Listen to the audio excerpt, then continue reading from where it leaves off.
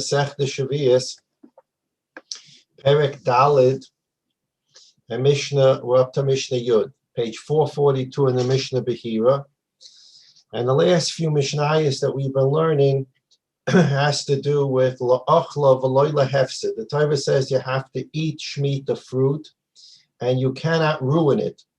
You can't destroy it, you can't ruin it, which means that in order to be able to eat Shemitah fruit, you walk into someone's field and you want to eat the fruit of Shemitah, or the owner himself wants to go into his own field and eat quote unquote Shemitah fruit. It's not his, it's Hefker. He's allowed to do that also. There's no prohibition again on the owner himself, quote unquote owner, being able to walk into his own field or garden and eat from his field or garden. The prohibition is going to be, as we see later in the Mishnah, Masechta, prohibition is both on the quote-unquote owner and other people coming into a field and collecting huge amounts to store for the future.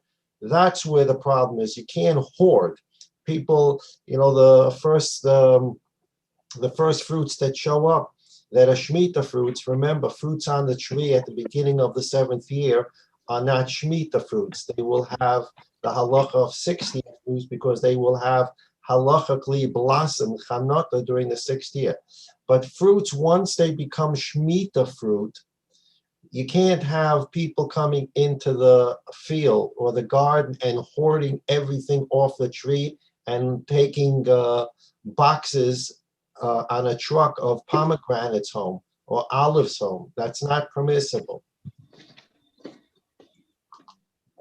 What is considered hoarding, we'll see later in the Masechta. So we were learning in the last few Mishnayos, at what point can you pick fruits that are Shemitah fruits?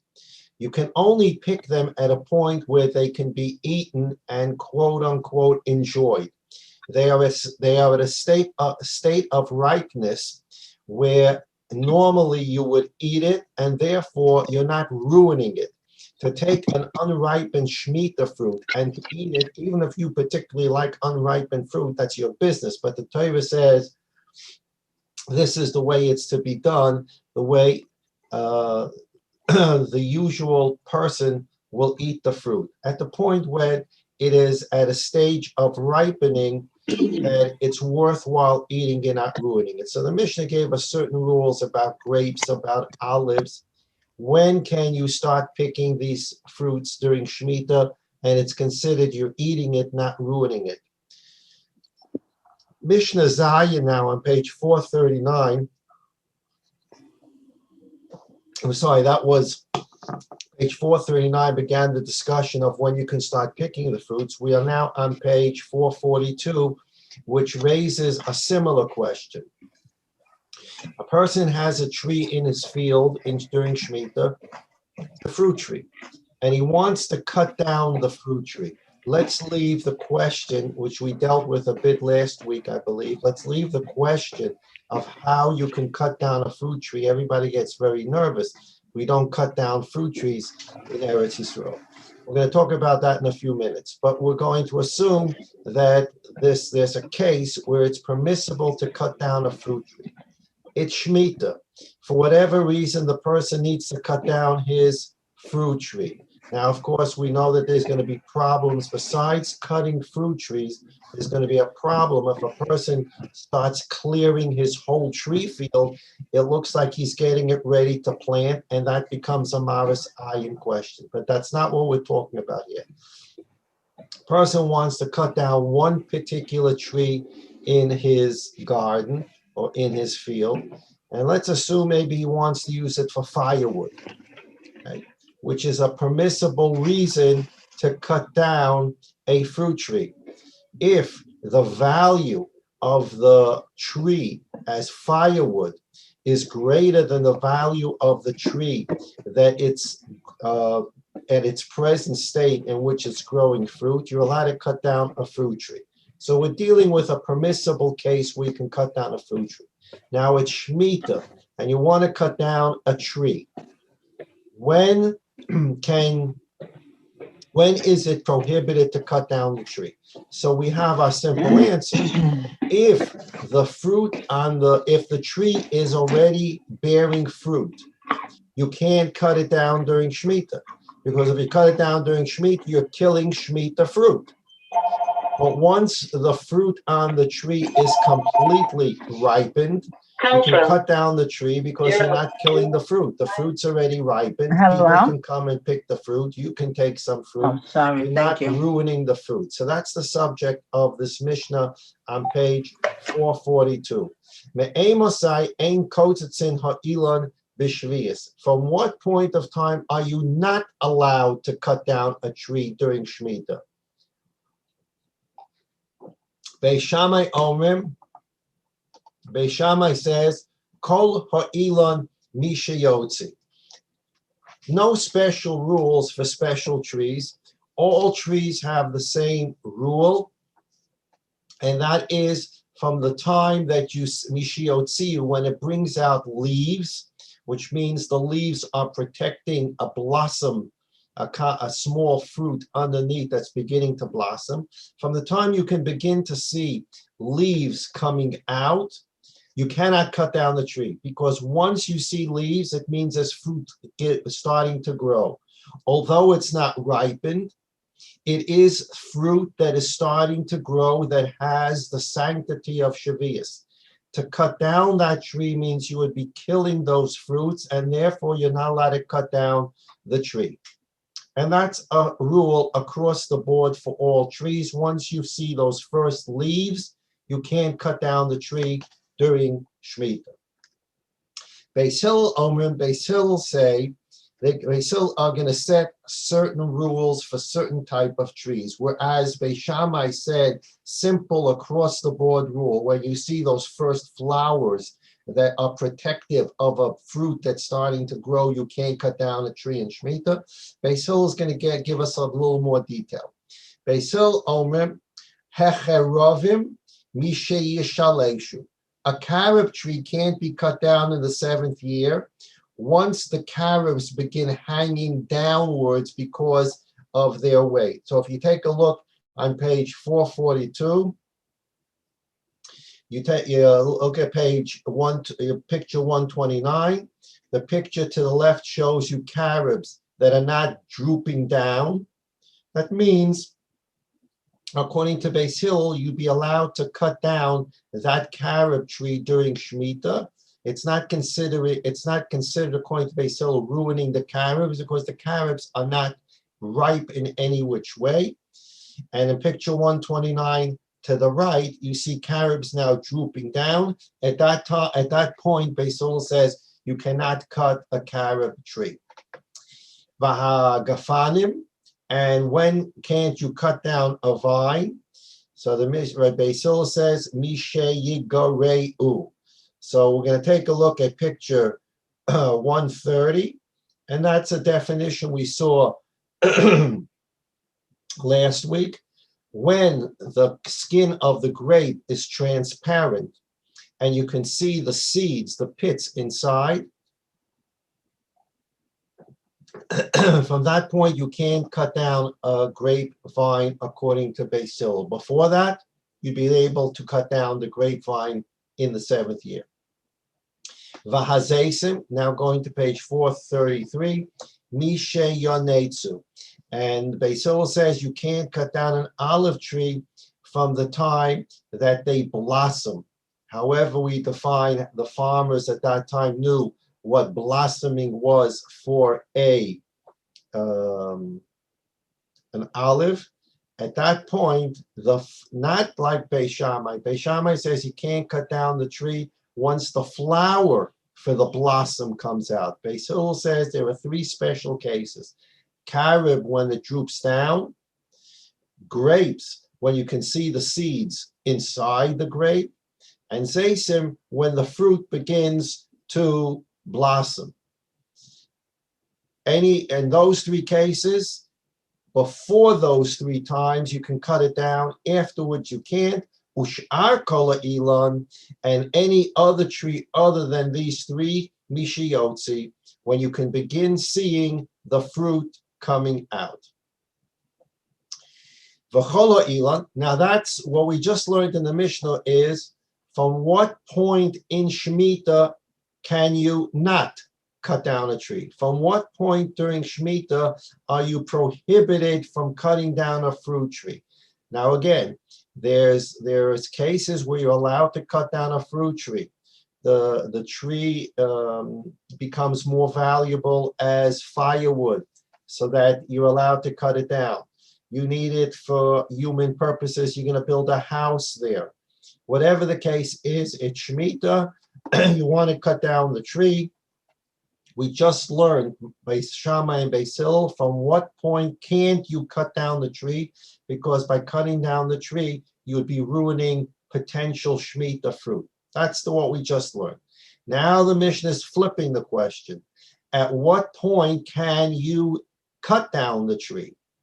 So we have, you can cut down the tree before, for example, before you see any blossom, okay, according to Beis Hillel, or by the carrot before it droops down. Whatever the case is, before that time, you can cut down a tree during Shemitah.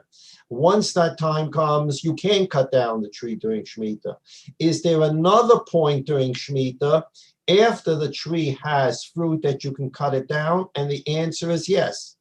V'chola ilan, every tree, kivan shabola onas hamaisrus, once the fruit on the tree reached the stage that if you want to eat it, you would have to take off meiser, which we spoke about last week. That's a whole different topic than blossoming. Blossoming is a question of what year does the fruit belong to. Did it blossom halachic blossoming in the 5th year? It's 5th year fruit. Did it blossom in the 6th year? It's 6th year fruit. Now we have a new question. If it blossomed it blossomed in the 5th year, fine, it's 5th year fruit. Now I want to eat from it. At what point does the blossom have to become big enough that I have to take off meiser from it? A different question that we learned about last week. Now the Mishnah continues on that concept and says, "V'chola ilan kivan shabola oines hamaisrus mutar lekatzatzai." Every tree, once the fruit has ripened to the stage that it is chayiv in meiser, then you can cut down the tree. The tree already has fully ripened fruit. It's at the stage that if you want to eat it, you would have to take off meiser. You can cut off the tree. All the fruit is on it. People can come and pick it. You can pick it. You're not killing any unripened Shemitah fruit. The fruit's already ripened. The proof that it's ripened is the fact that you would have to take off meiser to eat it. And now you can cut down the tree. So there are 3 stages.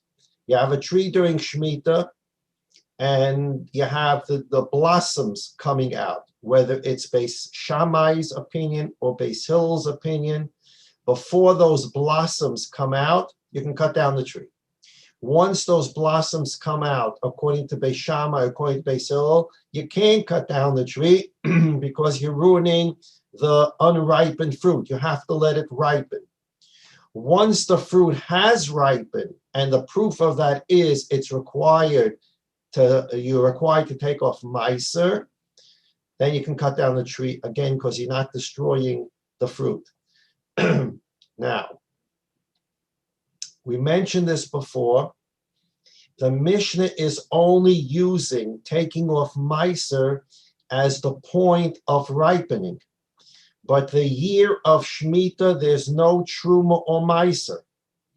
The fruit, the field doesn't belong to you. So you don't have anything to take meiser from. If you go into your own field, quote unquote, your own field, and take some pomegranates into your house to eat in the 7th year, and they are 7th year pomegranates, you don't take off meiser. The Levi can come into your field and he can take pomegranates himself. You don't have to give him pomegranates. If someone else walks into your field and collects some pomegranates during Shemitah pomegranates, he can eat them all. He doesn't have to give any to the Levi. Again, the Levi can come into the field, take as many pomegranates as he wants, as long as he's not hoarding them. So in the year of Shemitah, there is no meiser. The Mishnah is only using the word Meiser as a definition. Once a tree has fruit on it that in another year you would be required to take off Meiser because it's fully ripened. And how do I know it's fully ripened? Because in another year that's not Shemitah, you would take off Meiser. Then you can cut down the tree because the fruit is considered fully ripened and you're not ruining the fruit, but you're not going to take off Meiser in the 7th year.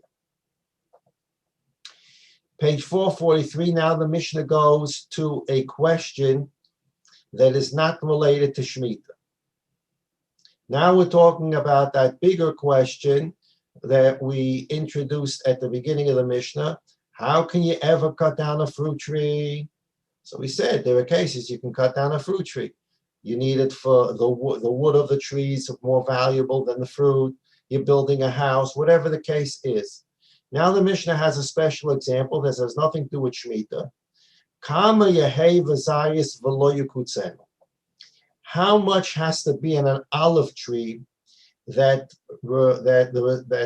prohibits you from cutting down the olive tree? We're not talking about Shemitah, year 1, year 2, year 3, year 4, year 5, year 6. You want to cut down an olive tree. You can't cut down an olive tree. It's a fruit tree. The Mishnah here has a special rule for olives.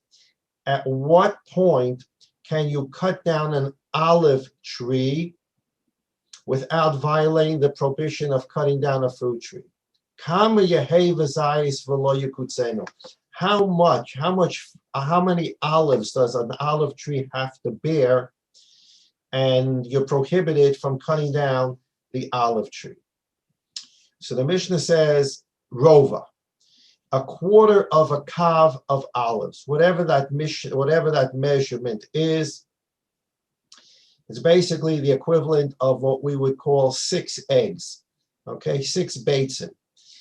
If an olive tree can produce a quarter of a kav, 6 eggs worth in quantity, if it can produce that amount of olives, you're not allowed to cut it down. If it produces less than those olives, then you're allowed to cut it down because it's not worth the effort. If you have to take care of an olive tree, you have to fertilize around it, you have to prune it, you have to pick the olives, you have to make sure, you have to spray it to make sure that bugs don't come on it. You have to go through a whole thing to maintain an olive tree that's not even going to give you a quarter of a kav worth of olives. The Torah permits you to cut down that olive tree. Shimon ben Gamliel disagrees with that opinion. He says there is no measurement. Hakol lefi hazayis. It all depends on how good the olive tree is. Meaning that if the olive tree produces very good olives, a high quality olive, then even if that tree produces less than a quarter of a kav, you can't cut it down because they're producing good olives. On the other hand, if the tree is producing not such good olives, then even if it produces more than a quarter of a kav, you can cut it down. So Rab Shimon Gamliel doesn't want to put an exact measurement to it. If the tree produces a quarter of a kav, you can't cut it down. If it produces less, you can't cut it down. You can cut it down. If Shimon Gamliel says, no, let's look at the quality of the olives. If they're good quality olives, whatever that means, you can't cut it down irrespective of how much it produces. If it produces olives that are not that high quality or not quality, then you can cut it down even if it gives off more than the quarter of a kav. Okay. We now go to Perek Ches. Perek Hey. Perek Hey, page 444, we're going to learn the first Mishnah. We're going to learn that today. And then we're going to skip Mishnah Beis, Gimel, and Daled. And we're going to go to Mishnah Hey, Emir Hashem, tomorrow. The reason we're going to skip for now Beis, Gimel, and Daled, Beis, Gimel, and Daled deal with a very unusual vegetable and the rules pertaining to that vegetable. The name of the vegetable is called a luf. Luf, Lamed Vav Pei Sofet, luf. Aluf is, according to most Mefarshim, a certain kind of onion. And this onion, people would pick it, and this is an onion that would be able to, remember, this is before the days of refrigeration and before the days of your keters to store things. Aluf had a long, you were able to keep it for a long time, but you had to preserve it. How did you preserve aluf? So you took your lufs, you dug a hole in the ground, you put the luf in the ground, you covered it up with some dirt, and it remained there. You can come back weeks later, and the luf would be fine. You'd be able to use it. Now, you can't do that with apples, for example. You buy a lot of, in those days, you bought apples in the marketplace. You couldn't buy a lot of apples. There's no refrigeration, and eventually the apples go bad. And you can't take the apples and bury them in the ground because the bugs are going to eat them. But luf was some kind of onion that you were able to preserve by planting it in the ground. This presents all kinds of problems with Shemitah. You take luf and you put it in the ground, and then the luf ends up producing, it sprouts, and now you have new luf coming out during Shemitah. So what's in the ground is not Shemitah luf. What's popping out of the ground from the not Shemitah luf is now Shemitah luf. So this luf presents all kinds of problems because people buried luf in the ground, and then the luf would give off new luf. So, and that is a specific problem that deals with luf. We don't really run into this kind of problem. That's one. Number two, in order to understand Mishnah Beis, Gimel, and Daled, we have to have an understanding of the laws of Biur, not Biur Chametz, Biur Perish Shviis. And that we don't know yet because the Mishnayos won't talk about it for a little while yet. When we get to Biur in the Masechta, we will be need to come back to Mishnah Beis, Gimel, and Daled, and Perek Hey. Okay, so Perek Hey, Mishnah Aleph. Very interesting halacha about a very interesting fruit that we're going to easily understand because we have learned the rules of Chanata, halachic blossoming. If a pomegranate halachically blossomed in the 5th year, and you pick it in the 6th year, it is 5th year fruit. It's irrelevant that you picked it in the 6th year. If it halachically blossomed in the 5th year, it is 5th year pomegranate. What's the difference? Well, first of all, 5th year pomegranates, you have to take off Meiser Rishon and give it to the Levi. And Meiser Sheni, you have to take yourself to Yerushalayim. If it's a 6th year pomegranate, you give Meiser Rishon to the Levi. And you don't take Meiser Sheni to Yerushalayim. Meiser Sheni in the 6th year, this year, is replaced with Meiser Ani. So you have a pomegranate that blossom, halachic blossom in year 5. You pick it in year 6. That's very nice, but it's 5th year fruit.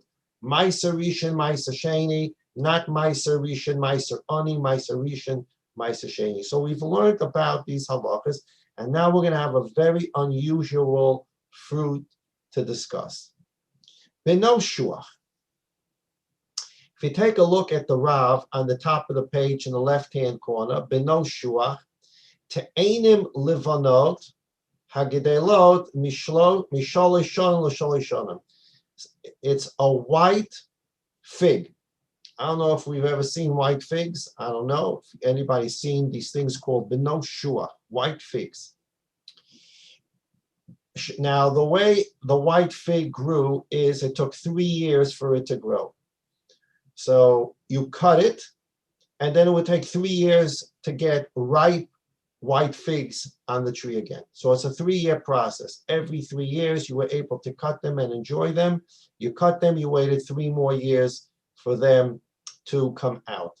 So now we have an interesting question. When is beno shuach considered Shemitah? When are these white figs considered Shemitah figs? The white figs that are on your tree and you're ready to pick in the 7th year Shemitah, it took them 3 years to get there. They blossomed 2 years before Shemitah. They blossomed in year 5, and they grew in year 5, year 6, and year 7. So what you pick in year 7, those white figs, are not Shemitah. They are white figs that are considered 5th year white figs, and therefore you would take off Meiser Rishon and Meiser Sheni, but they're not Shemitah. When would you have white figs that are Shemitah? Very interesting. 2 years after Shemitah. In the 2nd year of the cycle, when all the fruits in the world are non-Shemitah, white figs are Shemitah figs. That means if you're picking them in the 2nd year of the Shemitah cycle, in year 2 of the Shemitah cycle, they're fully ripened in year 2, which means they halachically blossomed in the year of Shemitah. They halachically blossomed in the 7th year, grew. They grew then in the next year, the 1st year of the new cycle, and the 2nd year of the new cycle. And you're picking them in the 2nd year of the new cycle, but they halachically blossomed during Shemitah. How do you define a fruit? What year it grew in? Halachic blossoming. So in the 2nd year of the Shemitah cycle, what you're picking, the white figs you're picking, halachically blossomed in Shemitah. So you have Shemitah fruit in the 2nd year of the cycle. So the Mishnah says, beno shuach, these white figs, Shviis shelahem, the Shemitah for them, Shniya. It's the 2nd year of the cycle. Shehem oisers l'sholosh shanim, because white figs are ripened every 3 years. So when you pick it in year 2 of the cycle, it blossomed in the previous Shemitah. So you have Shemitah white figs in the 2nd year. 2 years after Shemitah, you have Shemitah fruit. Rabbi Yehuda says there's another case of an unusual fruit. Ha-parsaot. We're not exactly sure what parsaot are, but the Rav says it's a different kind of fig, a different kind of unusual fig. Shviis shalahem moitzoi shviis.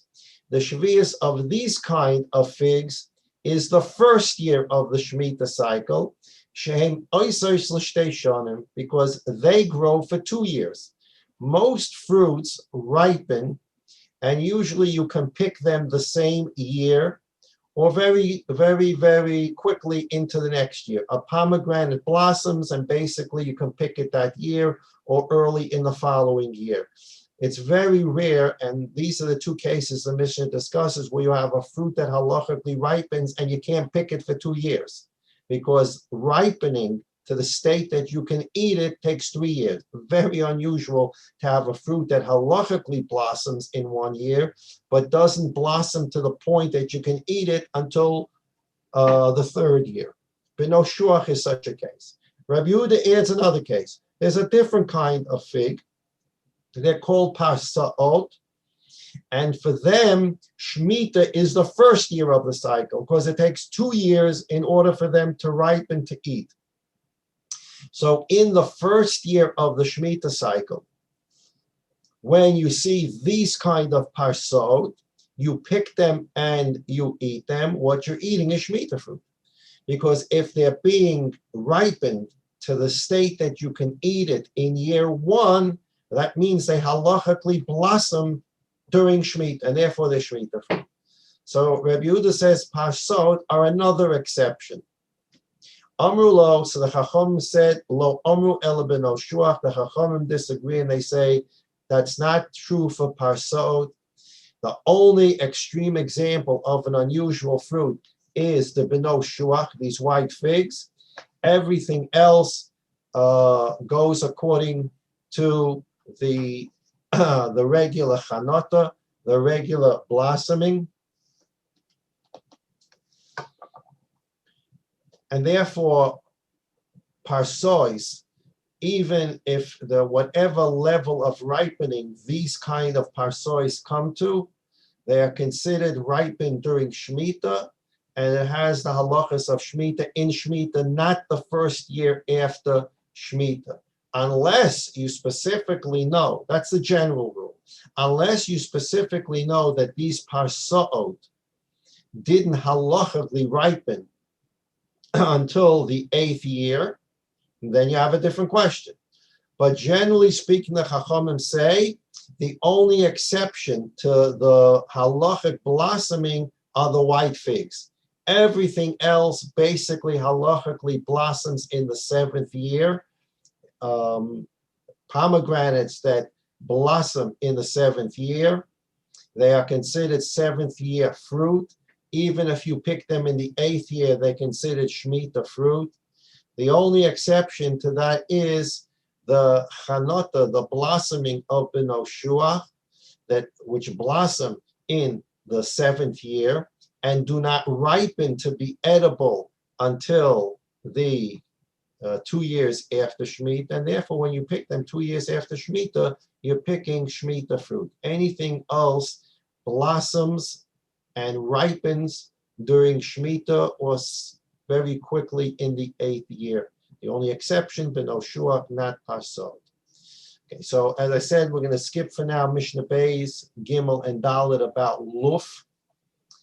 And then we're going to go Blined tomorrow to Mishnah Hay. Mishnah Hay starts a whole new discussion, and we go back to that problem of Ovrei Aveira, people who did not observe Shemitah. And we mentioned that Chazal had this constant problem about dealing with people who did not observe Shemitah. And therefore, in order to contain these people, Chazal made certain rules about equipment. You can't sell certain gardening equipment during Shemitah to people who are Amei Haaretz, people who do not understand the laws of Shemitah, or who you know would be violators of Shemitah. You cannot sell them certain gardening equipment because you know that they're going to use it to work their field or their garden during Shemitah. This is a whole new set of interesting halachas. It's a function of Lefnei Evil or Sitein Michshol. You're not allowed to cause someone else to do an Aveira. And if there's a chash, there's a reasonable suspicion that if I sell someone an axe or a sickle during Shemitah, he's going to go and use it in his field, I cannot sell him that kind of equipment. So the Mishnah is going to go through a whole list of equipment that you can sell and a list of equipment that you cannot sell. So this is a whole new area for Hilchah Shemitah. We're not talking about working a field, we're talking about selling gardening equipment. Who can you sell it to? Under what conditions can you sell it? Again, an example of the problems that Chachamim were dealing with in order to get people to observe Shemitah. So, B'lined tomorrow, we'll begin with Perek Hey Mishnah Vav on page 447. As I said, we'll come back to Mishnah Gimel, Dalet, and Hey about that unusual onion, the luf.